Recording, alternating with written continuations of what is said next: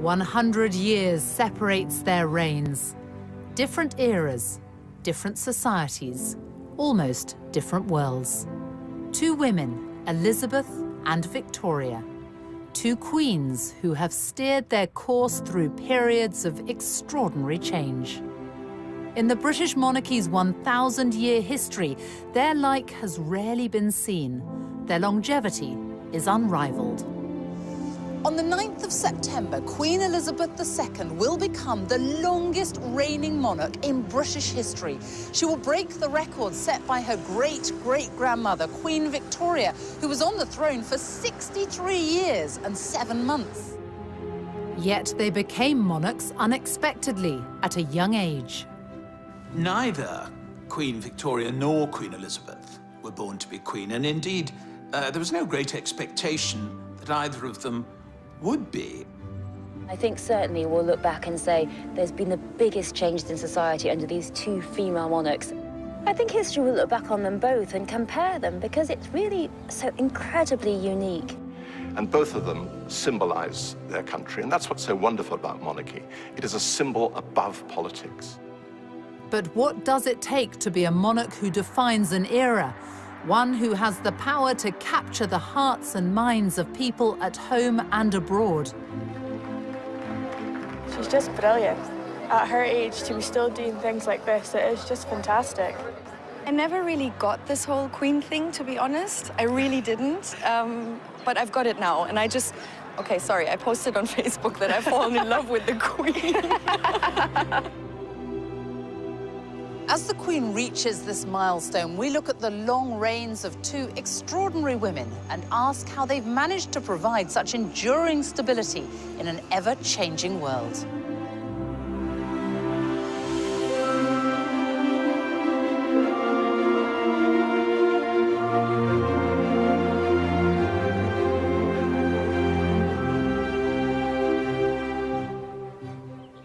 It's March 2015 at Canterbury Cathedral. And here she is, Elizabeth II, the face of the modern monarchy. She's here to unveil statues of herself and her husband, Prince Philip. Immortalised in stone next to Queen Victoria and Prince Albert, in this, the year Elizabeth becomes the longest reigning monarch.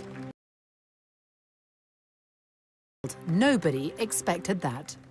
On April the 21st, 1926, a child was born to the Duke and Duchess of York, Elizabeth and Prince Albert, who was the second son of King George V. Elizabeth Alexandra Mary came into this world a princess. Her popular uncle, the Prince of Wales, was next in line to the throne, followed by her father. So no one ever expected that one day Elizabeth would become queen. And she certainly wasn't born in a palace. In fact, she was born right here. On Bruton Street in Mayfair, now a restaurant. A plaque is the only reminder that before the bombings of World War II, Elizabeth's home stood on this site. And here they are, the family at their home in 1927, and Nanny and baby Elizabeth. The young princess was expected to lead a relatively quiet life away from the full glare of the monarchy, which is just what people thought at the birth of another royal infant. Victoria was born in a palace, Kensington Palace, on May the 24th, 1819. At birth, she was fifth in line to the throne. And even though her mother was fiercely ambitious, no one could have known that Victoria was destined to become queen. She too was raised quietly, away from court, under the care of her strong-willed German mother, Victoria Maria Louisa, the Duchess of Kent. Here she is, Victoria. Victoria herself. Victoria spent her childhood here in Kensington, and she said herself, "I had a very unhappy childhood." And she was also a long way from the throne. No one thought she'd ever come anywhere near it. Basically, when she was born, she was intended to be married into other royal families, a very minor royal, so no one thought anything much of it. By her own account, Victoria was brought up very simply here in a suite of rooms on the first floor of Kensington Palace. It was a privileged but isolated existence. What we do know is that she remembered later on this terrible, oppressive, melancholy childhood. We think it was a little bit more complex than that. In what way? Well, she was lonely, but she was also very imaginative. She had 132 dolls, and they're all very neatly and in a very organized way listed in her inventory, which she kept at the time. She must have had a sort of very, a dream world, the way she played with these dolls. I suppose she had a lack of friends. We wonder whether some of the costumes could possibly be made from fabrics that made Princess Victoria's dresses. That's not something we're able to prove, but it's a possibility. Before she was 1, her grandfather and father died. And when her uncle George IV passed away, another uncle became king, which meant she was next in line to the throne at the age of 11. Life became even more restrictive. Her mother kept her under, well, pretty much lock and key. They called it the Kensington system. They wanted control of her, so they kept her under 24-hour surveillance. She wasn't allowed to have a single minute alone, because what they wanted was her to come to the throne at, say, 10, 12, and they be the one in the power. They be the one being regent. She was sheltered and protected, and she even shared a bedroom with her mother until the day she became queen at the age of 18.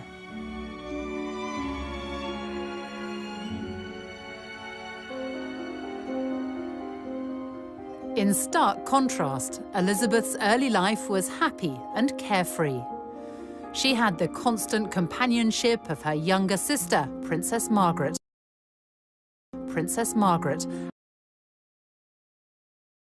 We four. They had the common touch. They had ordinary Scottish nannies. Looking up. Boba MacDonald taught her how to iron the wrapping paper of her presents and put it away in a drawer so that she could reuse it. But she went on the bus, she went to the museums, and all the time, in those early years, she was just being prepared for the life of a young lady of the middle to upper classes. But all that changed suddenly in 1936. It was the year of the Three Kings. In January, King George V, Elizabeth's grandfather, died. Her uncle took the throne as King Edward VIII, but his reign lasted just 325 days. He abdicated in order to marry the twice-divorced American Wallis Simpson. By December that year, Elizabeth's father was king. Elizabeth moved here to Buckingham Palace with her family at the age of just 10. Her father was now king, and it must have been a huge change for the young princess, who until then had been raised in a more modest family home, albeit in Mayfair. It was 1937, exactly 100 years after Queen Victoria had arrived here at the age of 18. Victoria left Kensington Palace just weeks after becoming queen. Her first requests were for time alone at last away from her mother and a bedroom of her own. She got much more than that. Victoria became the first monarch to make Buckingham Palace her official residence. Over the years, she transformed the place, and visitors to this day are still met by the paintings of her nearest and dearest. How much did Queen Victoria change Buckingham Palace, and why? Well, I think she wanted to make it a centre of court life, and court life, I think, of a very different sort. I mean, the thing about the monarchy in the middle of the Victorian period was that it became respectable for the first time. And really, this was a palace which was going to house a court which was the epitome of the kind of new morality of the family and of society. Elizabeth has transformed this palace in another way. In 1962, she opened the Queen's Gallery to give the paying public access to the royal art collection. In 1993, she opened the doors even wider. Tens of thousands now take the chance to wander through the staterooms, with ticket and gift shop sales going towards the upkeep of the artworks.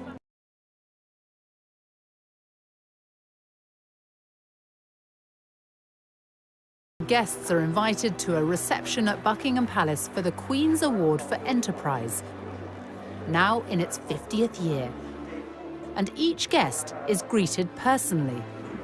It means a huge amount to these businesses. You could be in China, you could be in India and Brazil. People will see the emblem of these awards and they will know that you've got that because you're a very successful British business, and it actually then leads to more business, which is great news for Britain. Such a boost to me personally, to my confidence as a businesswoman, but obviously to the business. I've met so many fantastic other businesses, so I look forward to a lot more business networking as well. The questions she was asking tonight were quite interesting. They were very business orientated, and she obviously knows what's going on, which is great, you know. The Queen herself is such an inspiration for all of us. And so for women in general, I think, you know, I mean, an inspiration of hard work, dedication, you know, like what entrepreneurs should look up to.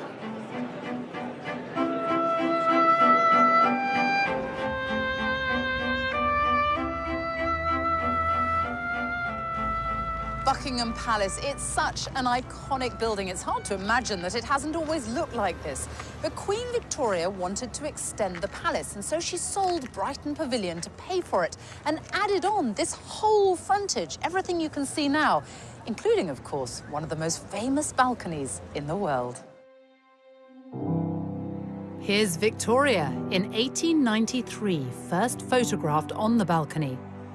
And Elizabeth, her great-great-granddaughter, making her debut as a baby. Across time, the balcony became a sort of rallying point for the nation. No more so than in May 1945, when war in...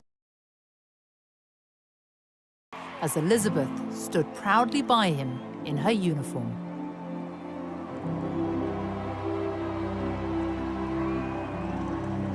Growing up during World War II shaped the future Queen. In 1940, she was the teenager who gave this radio broadcast for children forced to evacuate their homes.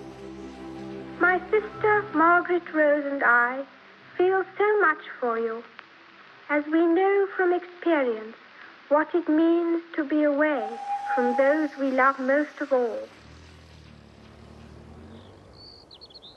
You would have thought that the royal family would have been moved a long way away to safety, but instead the princesses came here. They lived here in Windsor Castle for much of the war, and the castle was stripped of all its finery. The paintings were removed and hidden in caves in Wales and other places. And it was a very much diminished castle, except for the magnificence of the buildings. There was a big air raid shelter built under one of the towers, which no one liked using, but they did when the air raid sirens sounded. As the bombing raids of the Blitz hit, it was suggested that the princesses should be evacuated, to which the Queen Mother had an immediate reply. She said, "The children would never leave without me. I would never leave without the king, and the king will never leave." Indeed, in September 1940, the king and queen were very nearly killed when a German bomber flew up the Mall and dropped its bombs directly on Buckingham Palace. They concealed how nearly they came to death. They realized instantly that they had to be the focal point of the nation at war. And that was transferred to Princess Elizabeth, and we have seen that ever since, duty is what has defined her and led her and inspired her. Elizabeth, unlike Victoria, was able to learn the art of being a monarch from her parents. But both entered public life in the same way and in the same place, each showing their commitment to the armed forces.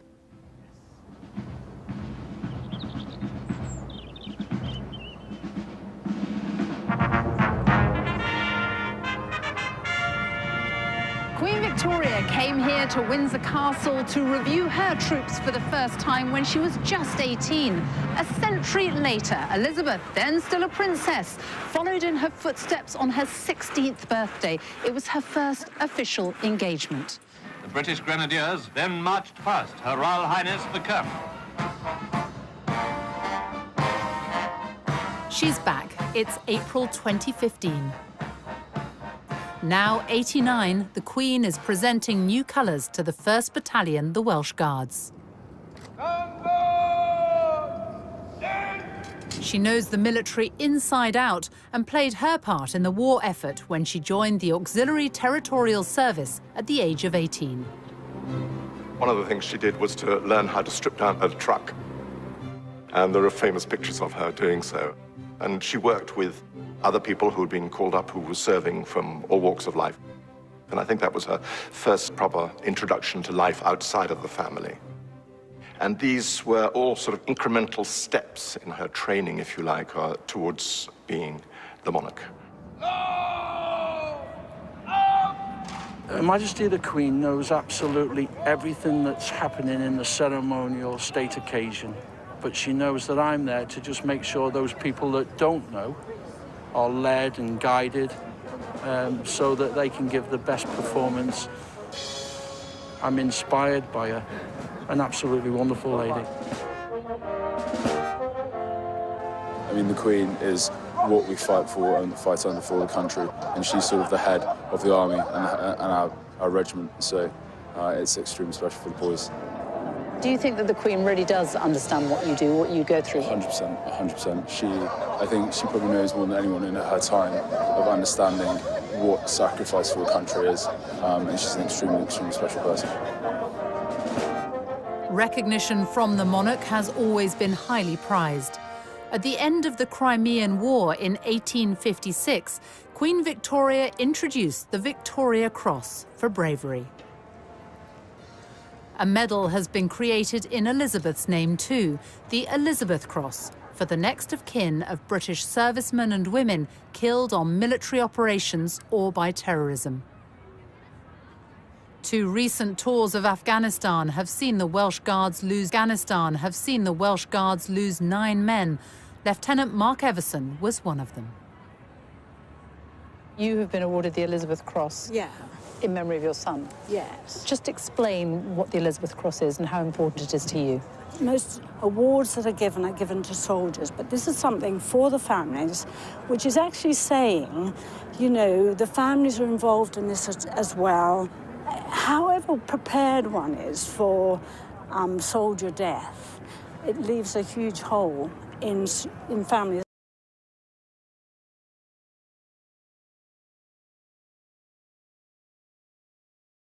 This memory, this little cross signifies that, really.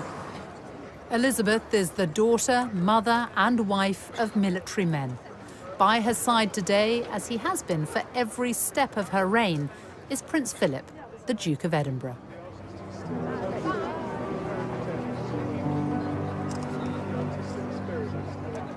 They got to know one another in 1939, as Elizabeth accompanied her parents on an official visit to the Royal Naval College, Dartmouth. The cadet assigned to show her around was Philip, a prince by birth of Greece and Denmark, also a great-great-grandchild of Victoria's. The Queen saw him, this handsome young Viking with his sense of humor. I think right at the start, his lack of reverence, his sense of informality appealed to her, as well as his stunning good looks. They became pen pals, with Elizabeth keeping a photo of a bearded Philip as he fought for his adopted country, Britain. It was a love match. And in 1946, after a holiday at Balmoral, they got engaged, and though secretly, because the King and Queen asked them to postpone the public announcement until the following year. The royal family and Princess Elizabeth's fiancé have permitted these special film studies to be made in response to the rapidly mounting worldwide interest in the forthcoming royal wedding on the 20th of November in Westminster Abbey. I am Alexandra Mary.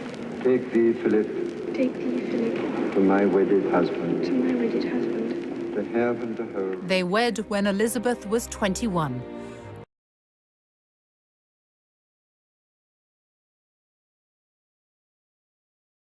And that of any other British sovereign. It's a cornerstone of Elizabeth's reign. As she's said in several tributes to him, he is the rock on which her work as a monarch has been based. He has quite simply been my strength and stay all these years. And I and his whole family, and this and many other countries, owe him a debt greater than he would ever claim, or we shall ever know. Queen Victoria had her rock too. For Victoria and now Elizabeth, a vital thread through their lives has been the love and support of their husbands. Both married European princes, both met their husbands-to-be when they were very young and then got to know them slowly through letters.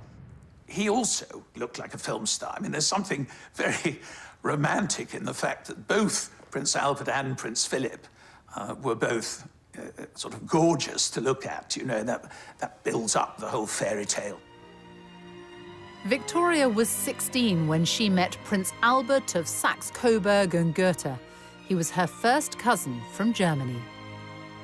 It was determined, more or less, from childhood onwards, that Victoria would marry one of those Coburg children. There were some other candidates for her to marry, but that was the obvious one. And it was her great luck that she fell in love with him, besottedly. It was a real love affair and love match from the beginning. They kept in touch by letters, and she described him as so sensible, so kind, and so good, and so amiable too.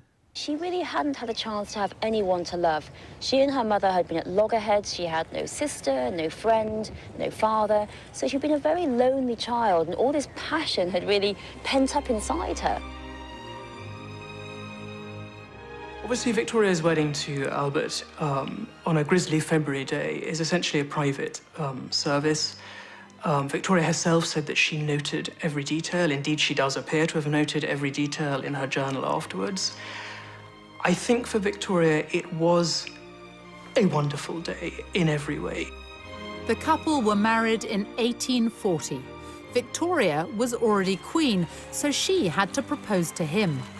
They went on to have 9 children. Albert brought an experience of the world Victoria had never known. He developed a strong interest in arts and culture and built the Italian Gardens in Kensington as a testimony of his love for her. She rejoiced in her marriage to Albert, and it had for her a significance only rivaled by her coronation day.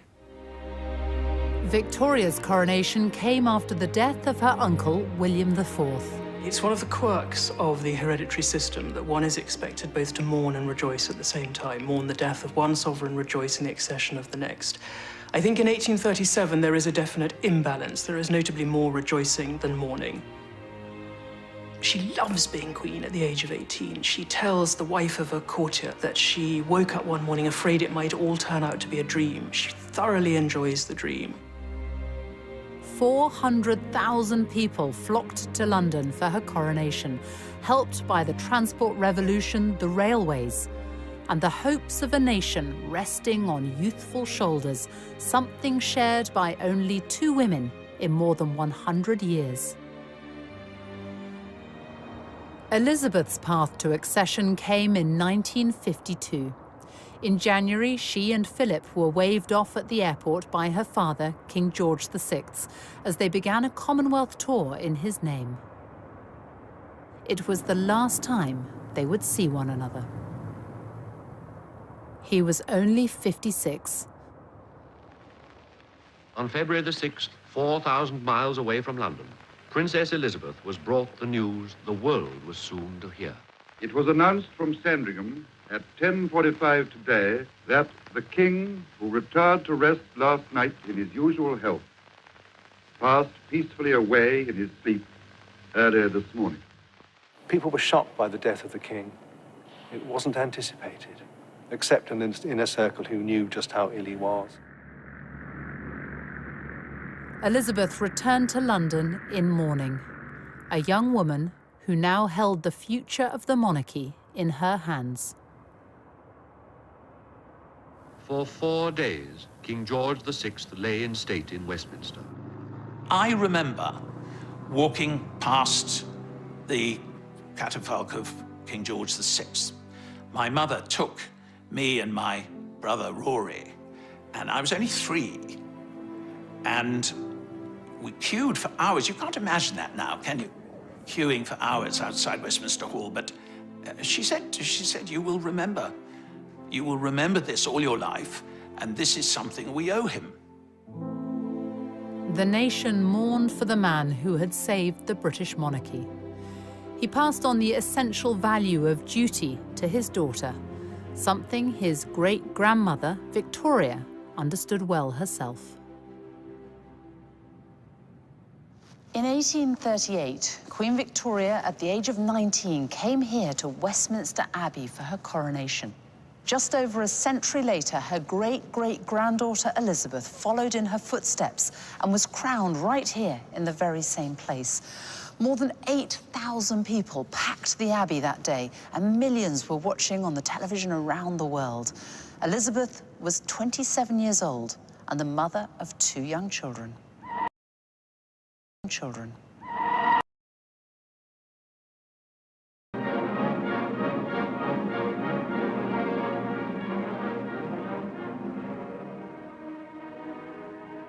How was Elizabeth received at the coronation?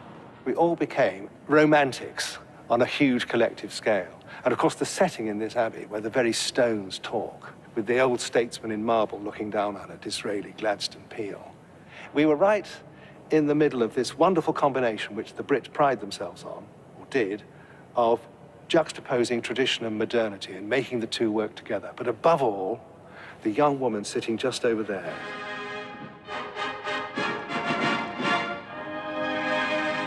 Seared across the Velcro of memory, and it's a very dazzling searing because post-war London was very drab.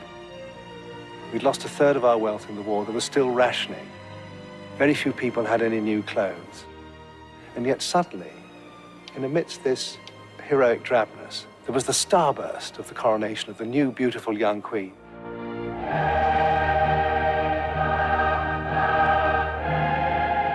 I remember it. I was on Victoria Embankment, and it was a kind of magic moment when the great golden coach went by, and then this smiling figure.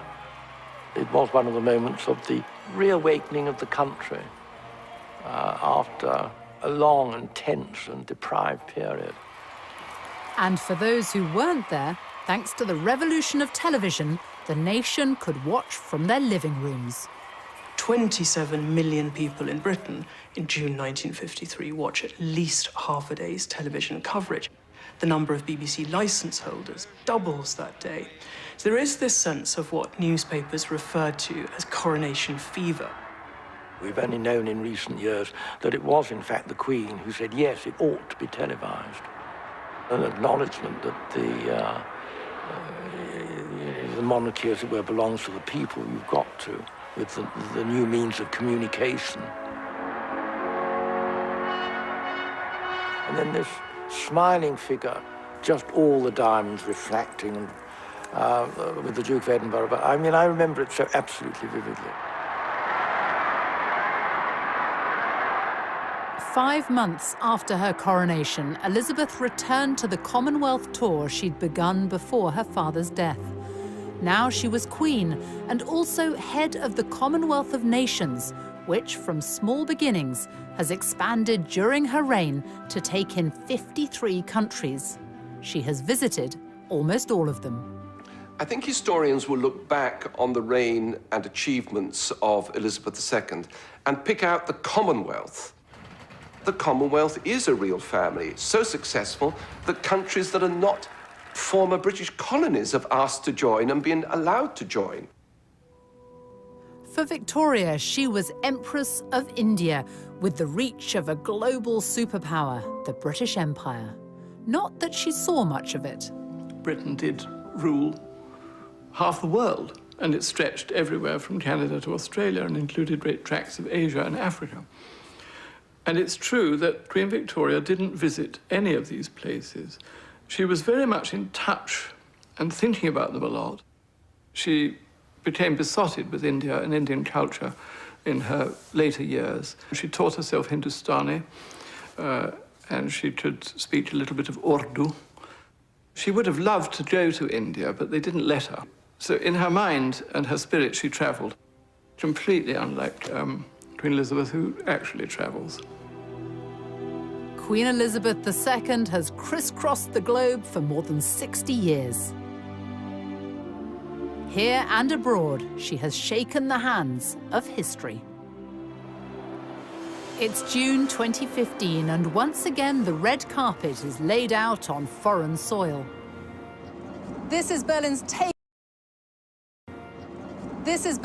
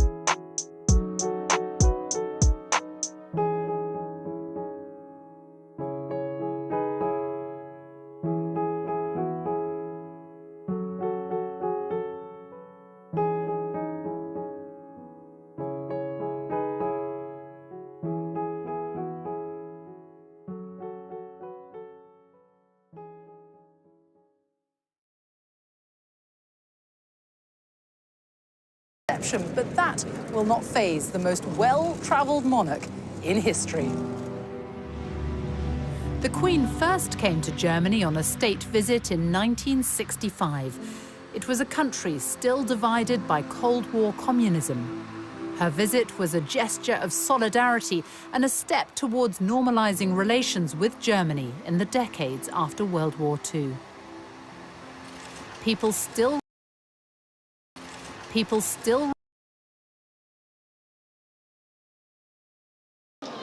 For my husband and me, it is a deeply moving experience to be with you here in this courageous and famous city. 50 years on, Germany, now a unified country, has changed dramatically. The welcome for the Queen hasn't.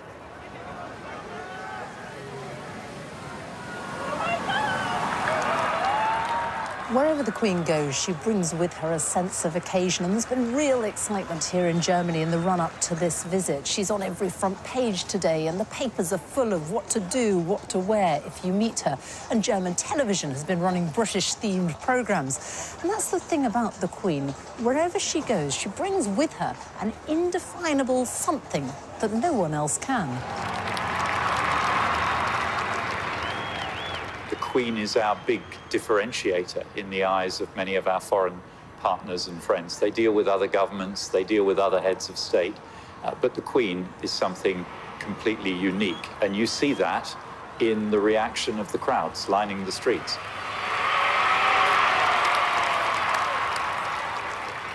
Two of the most powerful women in the world, one a monarch, the other the German Chancellor, who has been dubbed the Queen of Europe, and the German Chancellor, who has been dubbed the Queen of Europe. And given the question mark over the future of Britain in the EU, the timing of this state visit is being seen as something of a diplomatic coup.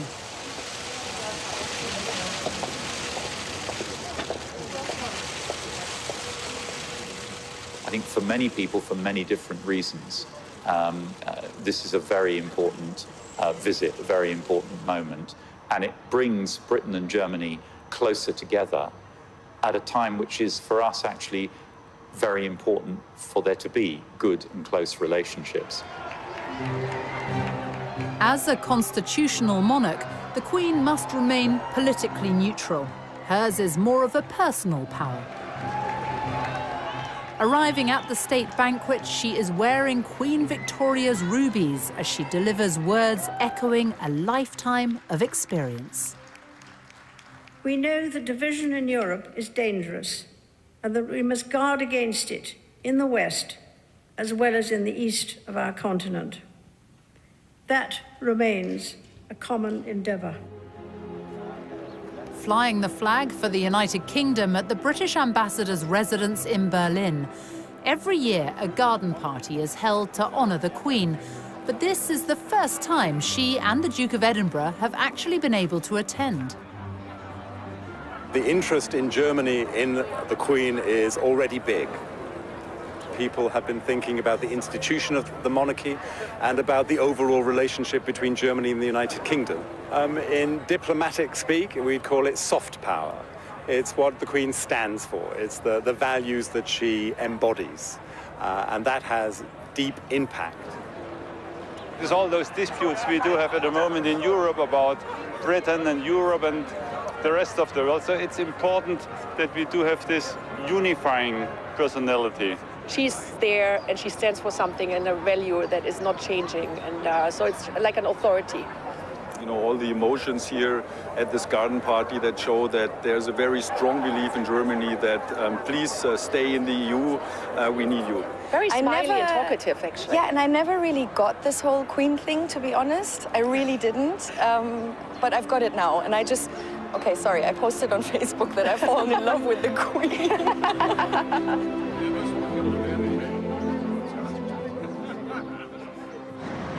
In Germany's modern democracy, sections of the wall which once separated East from West in the Cold War now stand only as symbolic fragments.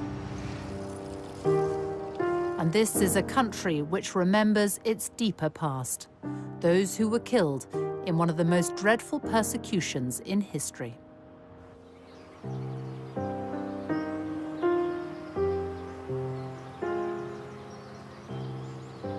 70 years ago, British forces liberated this camp, and they discovered, much to their horror, that on this very soil, tens of thousands of people had died in a most horrific fashion.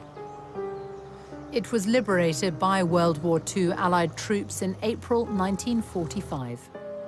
70 years later, it is the Queen's request that she and the Duke of Edinburgh end their German state visit by paying their respects at the site of the Bergen-Belsen concentration camp.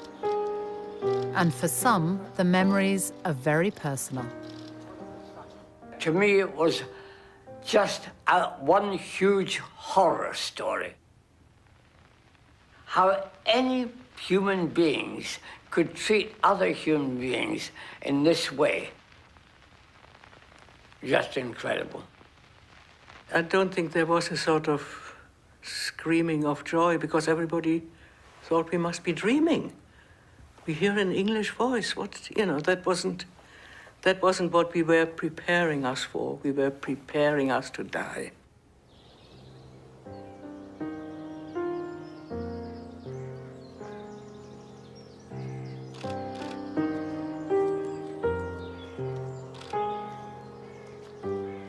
her visit shows that she takes human suffering seriously.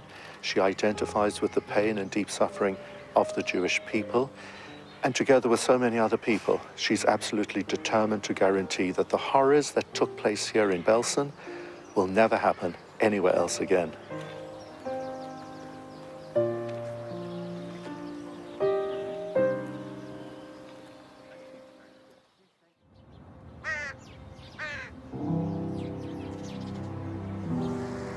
In Britain, religion and the monarchy are forever intertwined. Since King Henry VIII famously separated the English church from Rome, every monarch has become defender of the faith and head of the Church of England. Victoria. She was devout, outspoken on church matters. She even wrote about her views on sermons in her diaries. I think that sincerity of faith is something that Queen Victoria shares with Elizabeth II. I feel absolutely sure that both women, in what is unquestionably a very lonely position, have felt upheld at moments, many moments possibly in their reign, by a very strong Christian faith. Many have found the practice of quiet personal reflection surprisingly rewarding, even discovering greater spiritual depth to their lives.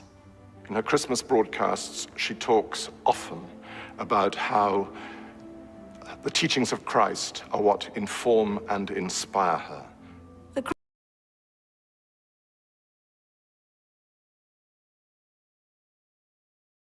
Feet very firmly on the ground, but spiritually, she's got this dimension in which her personal faith is linked to her duty as a monarch.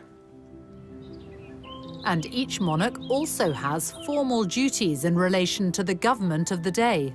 It was during Victoria's reign that political power moved away from the sovereign, but she still kept a keen interest in the details of political life, as does Queen Elizabeth, who at the start of her reign decided to change the monarch's regular meetings with the Prime Minister into a weekly affair, the audience. When Parliament sits, the Prime Minister arrives for their regular meeting, where the Queen has what's been described as the right to be consulted,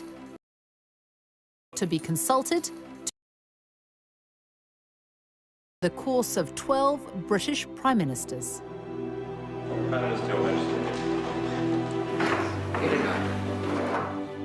Her first PM was Winston Churchill, who'd known Elizabeth since she was a child and was the only elected member of Parliament under both Victoria and Elizabeth.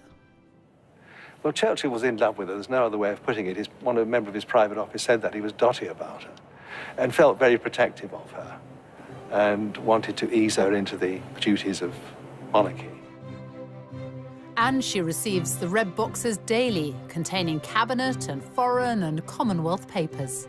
She's been terribly well informed. When you think about it, the first weekly intelligence summary she got from the Joint Intelligence Committee in February 1952 would have had at least a section on it, I'm sure, of Stalin's capabilities and military intentions. Can you imagine it?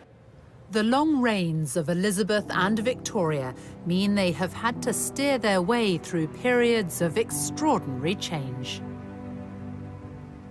Queen Victoria's reign saw the Industrial Revolution, economic progress, and the growth of the British Empire. Scores of grand buildings went up during the Victorian age, many of which are still with us today, like this one, the Victoria and Albert Museum.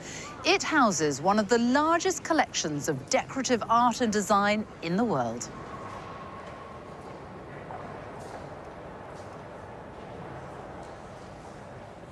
So, what is Victoria and Albert's legacy in terms of art and culture? It's fundamental. I mean, this museum, as you know, is the Victoria and Albert Museum, and that name is not an accident. It was renamed the Victoria and Albert Museum in 1899, and it was one of Queen Victoria's last public appearances when she came to lay the foundation stone of the front of our museum. How big a role did Victoria and Albert have in bringing the arts to the people? Throughout her life, and indeed throughout Albert's life, they were actively promoting education and culture art and science. This whole complex at South Kensington is thanks to the way they supported and promoted these activities. So much so that this area became known as Albertopolis, also taking in the Albert Memorial, Victoria's vast tribute to the man she adored, who died at the age of 42. The great expansion seen in the Victorian age has not been repeated during Elizabeth's reign. Instead, there have been huge leaps in science, technology, medicine, even space travel, and far greater freedom and tolerance. In an age of rapid innovation and cultural change, the Queen recognises pioneers from every field. At Windsor Castle, she has a gathering of the holders of the Order of Merit. It's a celebration of the elite from music, art, medicine, astronomy, architecture, theatre. Queen Victoria may have been the first monarch to try the telephone with none other than the inventor Alexander Graham Bell. But it was Elizabeth who, in 1958, made the first direct-dialed long-distance telephone call. This is the Queen speaking from Bristol. Good afternoon, Lord Provost. Good afternoon, Your Majesty. She was the first British monarch to send an email in 1976, and has a Twitter, Facebook, YouTube, and Flickr account in her name.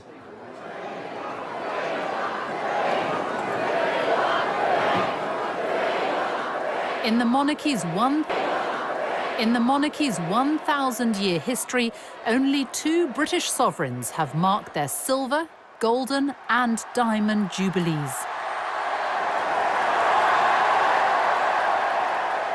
Victoria and Elizabeth. To mark her 60 years on the throne, Elizabeth chose to be photographed in front of the Queen Victoria Memorial with the diamonds worn by Victoria more than a century earlier. And if a Jubilee celebration is a test of popularity, it's one the Queen easily passed. Hundreds of thousands turned out to celebrate. Her speech that year seemed to recognise her unique place in the world. I have been privileged to witness some of that history, and with the support of my family, rededicate myself to the service of our great country and its people, now and in the years to come. Hip hip! Hip hip! Hip hip!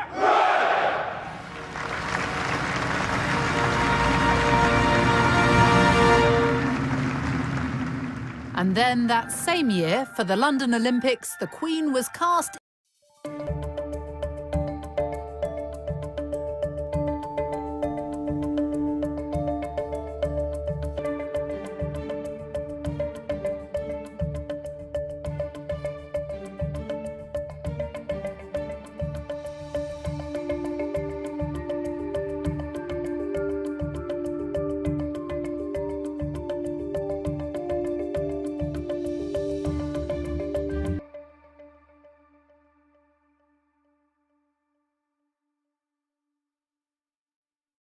long reign can bring challenges.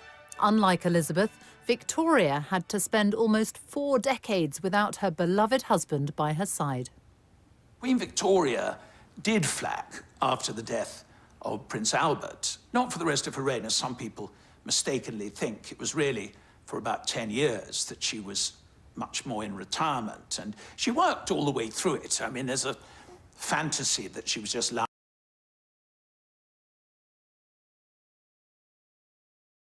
years. The politicians constantly feared, because she was so reclusive and shy and didn't like waving from balconies and didn't wear crowns, that somehow or another she was out of touch. And in a very mysterious way, she wasn't. In June 1897, Queen Victoria was persuaded to make an effort for her Diamond Jubilee. She was captured in this rare footage, and she had an empire to call upon. London had never seen anything like it. the Bengal Lancers, people from all over the world, African warriors, parading through the streets with all their wonderful costumes and uniform. It was partly a demonstration of this extraordinary political stability, that this institution, which had been so fragile in 1837, was now going stronger than ever in 1897, thanks to this very eccentric, clever but strange woman sitting in an open carriage riding through the streets of London in a black bonnet. The whole place was alive with excitement. Both Victoria and then Elizabeth came here to St Paul's Cathedral to mark their Diamond Jubilees. For Victoria, who by then was 78, it was a rare public appearance. She was still mourning Albert decades after his death. And she was frail, too frail to climb these stairs and go inside. So instead, when her carriage drew up here in front of jubilant crowds, she remained in it, and the whole service came out to her.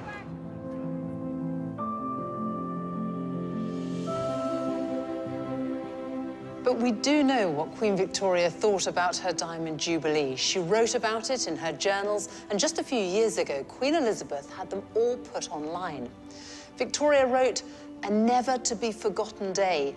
No one ever, I believe, has met with such an ovation as was given to me, passing through those 6 miles of streets, including Constitution Hill. The crowds were quite indescribable, and their enthusiasm truly marvelous and deeply touching. The cheering was quite deafening, and every face seemed to be filled with real joy. I was much moved and gratified."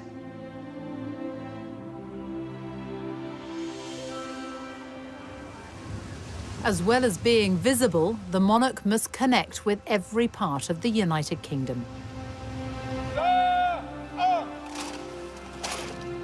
Today, the Queen, a direct descendant of Mary Stuart, Queen of Scots, arrives in Edinburgh for Holyrood Week. It starts with the ancient ceremony of the keys, unchanged since Victoria's time. Well, it's a very significant process because it's the presentation of the city's keys to the monarch. But also, you know, for people of the city, it's a meaningful event because it's about the Queen's authority in the city. It's also about a welcome for garden party guests in the spectacular grounds of the palace. Royal garden parties were introduced by Victoria at Buckingham Palace in the 1860s and brought here to Scotland by Elizabeth's grandfather, George V. This is the Queen attending as a child. 8,000 people have been invited to this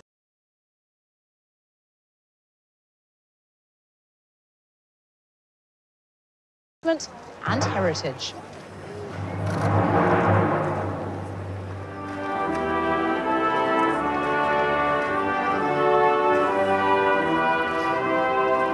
She's just brilliant. At her age, to be still doing things like this, it is just fantastic. I think today has been a very good example of exactly what we as a country do well, and I think she's at the very heart of that. And the fact she visits our islands, you know, she embraces all the parts of Scotland that we love. Her and the Duke have done a marvellous job over the years, and I hope they'll have many more.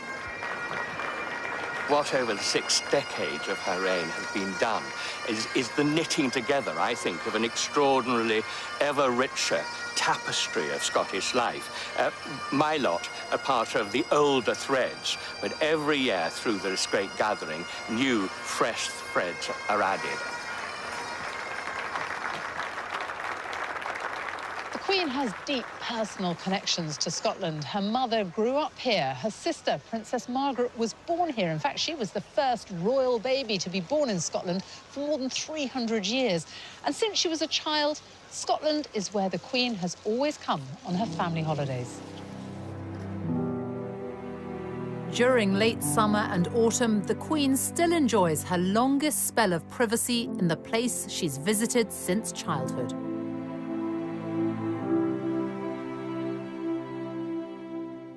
It's a tradition started by Victoria, who in her 20s was only the second reigning British monarch to venture north of the border since the days of Charles I.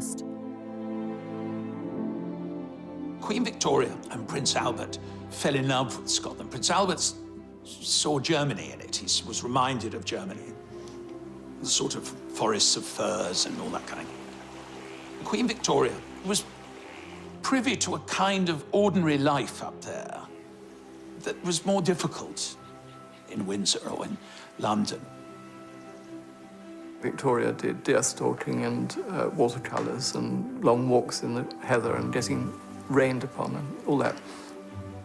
I think there's something about its sort of vastness when you get up into the Highlands, and that sense of being far away in this kind of mountain kingdom. Victoria and Albert bought land here which they developed, building the magnificent Balmoral Castle. Balmoral was very carefully chosen up on a bluff with the forest quite far back and the water very much below and so on. And it became their own place. You know, it wasn't a house of the British monarchy. It was the house of Victoria and Albert. And that meant a great deal to her.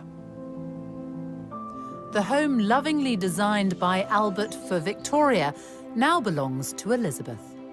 A private residence, but no longer just a royal idyll. For 18 weeks of the year, it's open to the paying public. As she grew older, Victoria spent much of her life at Balmoral. She was here on Wednesday, the 23rd of September, 1896, the day she overtook her grandfather, King George III's record. She wrote, "Today is the day on which I have reigned longer by a day than any English sovereign." Just days after Victoria had become the longest reigning monarch, she was pictured right here beneath the terrace at Balmoral. It was a very special moment, and that's because it was the first time that Victoria had ever been captured on film.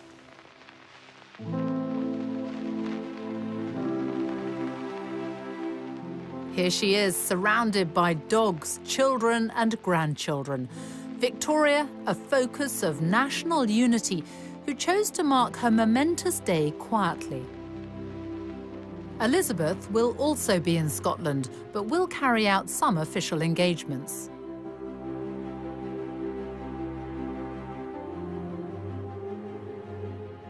This is where Queen Victoria was on the day that she became the longest reigning monarch in British history.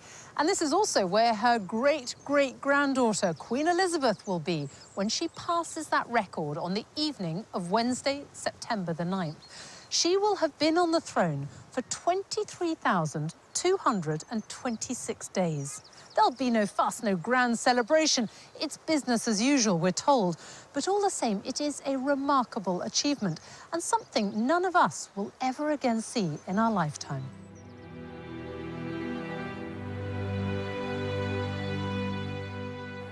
Even for those that don't think about the monarchy or don't follow it particularly, the fact that she is there and it's there as an institution and she never puts a foot wrong. I don't think we should withhold our gratitude to both women for keeping this institution, which I think many people cherish, in spite of all the jokes we make about it. By being inscrutable, untouchable, unfashionable and unfaddish, the Queen remains a concept that all people potentially can connect with. And I think that's a very important and valuable aspect of our national life. And she simply is always out there meeting people, speaking to people, and very much identifying herself with the whole population, not just one certain group of it. Politicians come and go when they talk about the big society. The Queen and the royal family have practiced it and continue to practice it in all sorts of ways. And that stems totally from the sense of duty and religious convictions of Elizabeth II. This is a great country, and one of the reasons it's great is because we have had this continuity of kings and queens for so many centuries, and this queen is probably going to be seen as one of the greatest of all. I think what she has done is she has made us all believe again in the viability of the institution she represents. And to me, That's a great achievement. I declare before you all that my whole life, whether it be long or short, shall be devoted to your service and to the service of our great imperial family to which we all belong. But I shall not have strength to carry out this resolution alone unless you join in it with me, as I now invite you to do. I know that your support will be unfailingly given. God help me to make good my vow, and God bless all of you who are willing to share in it.